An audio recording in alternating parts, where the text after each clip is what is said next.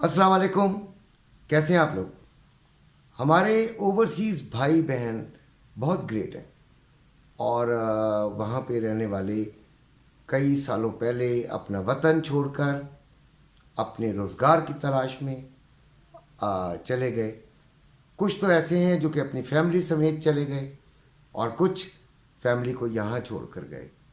कई सालों से वो वहाँ पे मेहनत कर रहे हैं और पाकिस्तान की तरक्की में एक अहम किरदार अदा कर रहे हैं। सबसे बड़ा किरदार ओवरसीज़ पाकिस्तानीज़ कर रहे हैं, जिसको हमारी पिछली हुकूमत तो बिल्कुल मानती थी, वैसे सारी हुकूमतें मानती हैं, क्योंकि वो एक बहुत बड़ा रेमिटेंस इधर भेजते हैं, जिससे मुल्क की मईशत जो हचकोले खाती रहती है वो थोड़ी सी ठहरी रहती है। लेकिन अभी जो हालात हुए हैं पूरी दुनिया में, आपको पता है इकोनॉमिक रिसेशन पूरी दुनिया के अंदर आया हुआ है। America, Canada, UK, France, Italy, Germany, हर जगह पे बहुत बुरे हालात हैं। लिहाजा पाकिस्तानी भी उस हालात का शिकार हैं और पाकिस्तानी क्योंकि एक सेकेंडरी नेशनल हैं वहाँ के, यानी कि थोड़े से उनकी जो उनके लिए थोड़े सा मुश्किलात ज़्यादा हैं, तो क्योंकि वो वहाँ पर चंद लोगों के अलावा बाकी सब मेहनत कश लोग हैं, तो उनके लिए मुश्किलात हो गई हैं। पाकिस्तान आना चाहते हैं, अपने वतन आना चाहते हैं, अपने वतन में काम करना चाहते हैं और यहाँ तक वो सोचते हैं कि अगर हमारी आमदनी कम भी हो जाए तो कोई मसला नहीं, बस हम अपने वतन में खुशबाश अपने दोस्तों में, अपने पड़ोसियों में, अपने गांव में, अपनी जगह पर रहेंगे तो एक अलग सा सुकून होता है। बाहर रहने वाला डॉलर या पाउंड या रियाल तो छाप सकता है, यानी छापने से मुराद कमा सकता है, मगर वो सुकून और वो खुशी जो अपनों में रहकर होती है वो नहीं होती, यानी कि वो बहुत परेशान होता है।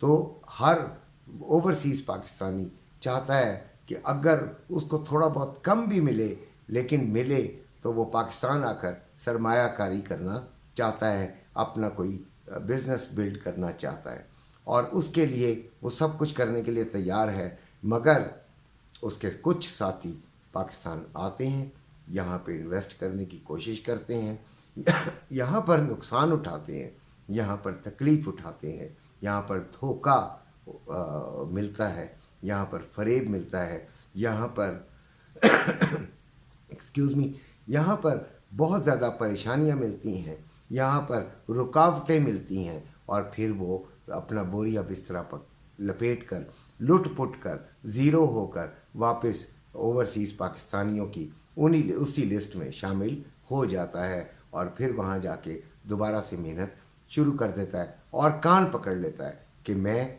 अब पाकिस्तान नहीं जाऊँगा। तो उनको देखकर, उनका एक्सपीरियंस को देखकर, उनकी बात सुनकर, उनकी कहानी सुनकर जो ओवरसीज़ पाकिस्तानी हैं वो डर जाते हैं और पाकिस्तान आने से वो इनकारी हो जाते हैं और वो यही सोचते हैं कि बस जब तक हम काम करने के काबिल हैं हम इस मुल्क की खिदमत करेंगे और सिर्फ पाकिस्तान की यही खिदमत कर सकते हैं कि रेमिटेंस इधर भेज दें। तो पाकिस्तान में एक से एक बड़ा कलाकार, एक से एक यानी पाकिस्तानी एक से एक बड़ा टैलेंटेड आदमी है, जो कि जो बाहर जाता है तो उसकी कदर हो जाती है। अभी मैं बात ये करना चाह रहा हूँ कि पाकिस्तानी वहाँ पे परेशान हैं और चाहते हैं कि आएँ, तो उनके लिए वो चाहते हैं कि कोई उनको गाइड करे, उनको कोई बिज़नेस ऑप्शन नहीं मिल रही। तो मैं अपनी सी कोशिश, मासूम सी कोशिश करना चाह रहा हूँ कि आप लोगों को समझ आ जाए कि हमें क्या करना चाहिए।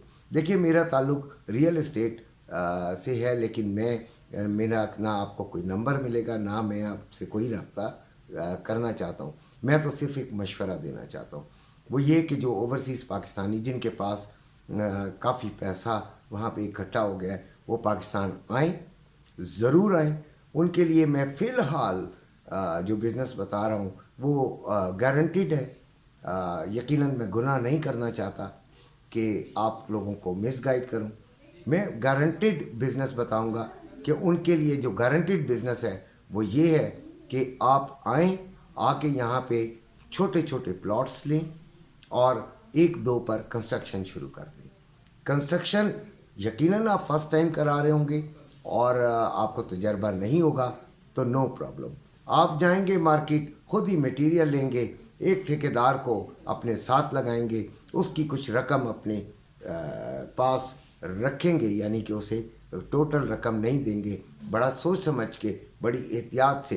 पाकिस्तानियों को चोर ना समझिएगा, लेकिन इतना ज़रूर कीजिएगा कि एहतियात कीजिएगा। उनके काम के हिसाब से जो जो काम कंप्लीट होता जाए उनको उनकी रकम की अदायगी करते जाएं, और अपने पास एक एक आइटम जो आपने ख़रीदारी की है, जो अखराजात हुए हैं, जो आपका पेट्रोल खर्च हुआ है, जो आपने वहाँ पे मज़दूरों पर खाना पीना वगैरह जितना भी खर्च हुआ है, उसका एक एक रुपए का हिसाब लिखते जाएं।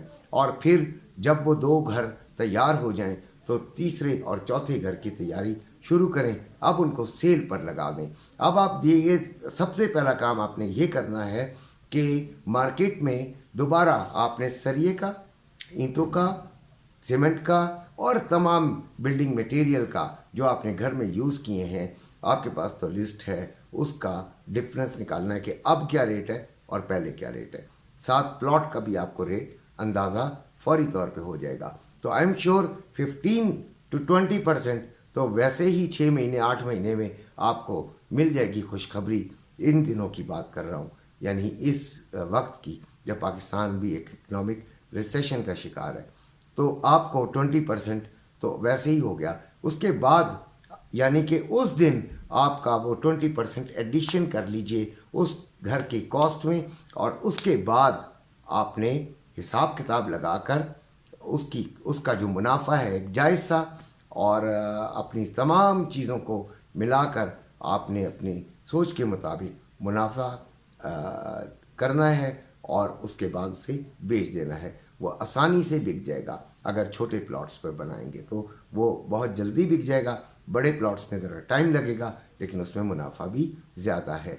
और जैसे ही वो बेचें, आपने अपना जो ख़रीदा हुआ प्लॉट है उस पर कंस्ट्रक्शन शुरू करके एक और प्लॉट आपने उसी वक्त ख़रीद लेना है, और इस तरह एक सर्कल चला लेना है।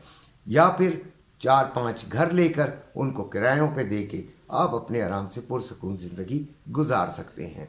उसके बाद दूसरा जो मेरे पास आइडिया है वो ज़्यादा उन लोगों का कारआमद है जो कि गांव से ताल्लुक़ रखते थे और जिनकी अभी भी गांव में जड़ें मौजूद हैं। वो एक बहुत प्यारा सा, बहुत खूबसूरत सा एक किता अराज़ी लें, यानी 8-10 कनाल, 15 कनाल, 20 कनाल, जितना भी वो ले सकते हैं, और उधर एक डेयरी फार्म डाल लें। उधर कोई भैंसे पाल लीजिए, या कोई गाय वगैरह, या फिर बकरे, या फिर आप देसी मुर्गियाँ, और आप देखिएगा कि इंशाल्लाह आपके उस प्लॉट की, आपके उस ज़मीन की कीमत भी बढ़ेगी और साथ साथ आपका वो बिज़नेस चलेगा। अगर आप भैंसे वगैरह पालते हैं तो दूध का जो कारोबार है वो आपका बेहतरीन चलेगा। इस वक्त पाकिस्तान में दूध जो है वो बहुत मतलब मनमानी कीमतों पे फ़रोख्त हो रहा है, और दूध वाले जो हैं वो माशाल्लाह अच्छा कमा रहे हैं।